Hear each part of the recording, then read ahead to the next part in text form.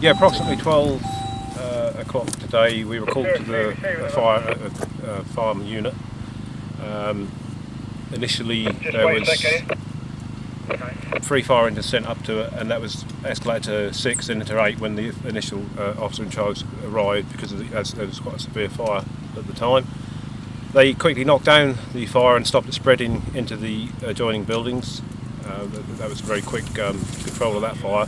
And then we were informed that there were other hazards on site. We had acetylene cylinders, which can be quite...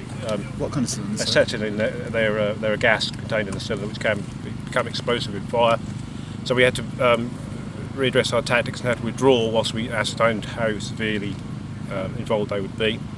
Once we were happy that they were under control, we then began cooling, and that's what we're doing now. We're carrying on cooling. We'll probably be on scene now probably for another 3-4 hours. There will be fire investigation undertaken to try to establish the cause, which we don't know at the present time.